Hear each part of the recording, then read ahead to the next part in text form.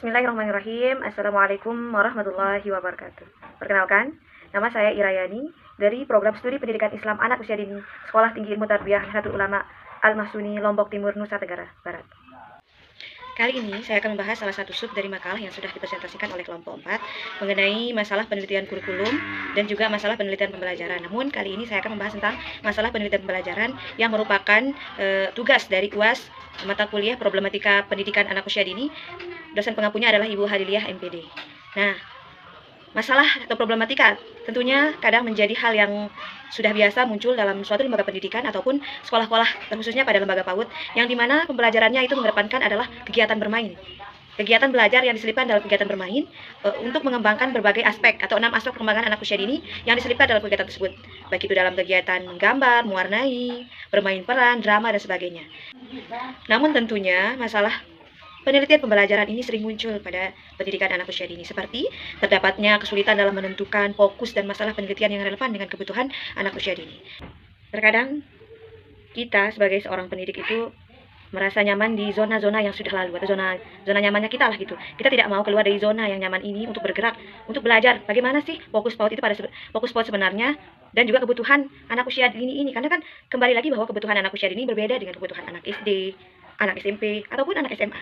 Anak usia dini ini memiliki pendidikan yang khusus yang bisa dibilang ini adalah awal dari mereka menuju pendidikan-pendidikan selanjutnya. Setelah pendidikan mereka di rumah, mereka beranjak ke PAUD. Sehingga anak usia dini ini benar-benar dibentuk karakternya itu di sekolah PAUD ini, sehingga ini sangat-sangat penting untuk kita sebagai seorang guru untuk keluar dari zona nyaman. Yang kedua di sini yaitu keterbatasan sumber daya dan fasilitas pendukung di lingkungan PAUD. Keterbatasan sumber daya inilah yang menjadi salah satu penghalang atau masalah ketika seseorang ingin belajar namun terkendala oleh misalkan teknologi ataupun hal-hal lainnya yang bisa menyebabkan keterbatasan kita sebagai seorang guru dalam mencari informasi mengenai hal pendidikan khusus untuk anak usia dini. Yang ketiga di sini adalah rendahnya literasi dan keterampilan penelitian di kalangan guru PAUD.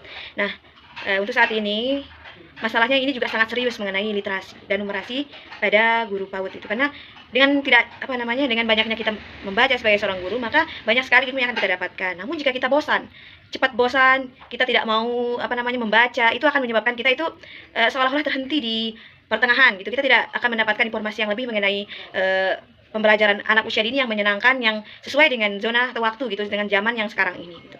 Yang keempat juga di sini adalah kurangnya keterlibatan orang tua. Nah, karena kita sebagai seorang guru tidak melibatkan orang tua dalam sebuah kegiatan pembelajaran anak usia dini gitu. Kita fokus hanya kepada diri kita dan anak didik kita. Kita tidak memberikan informasi kepada orang tua, sehingga ini menyebabkan masalah gitu. Adanya keterputusan hubungan atau informasi antara orang tua dan dengan guru, sehingga ini menyebabkan kita sebagai seorang guru susah untuk melanjutkan apa yang sudah dilaksanakan di sekolah itu dan dilanjutkan di rumah. Karena apa? Karena kurangnya keterlibatan orang tua. Jadi masalah ini bisa diatasi dengan cara itu melibatkan orang tua dalam setiap proses pendidikan ataupun pembelajaran untuk anak usia dini.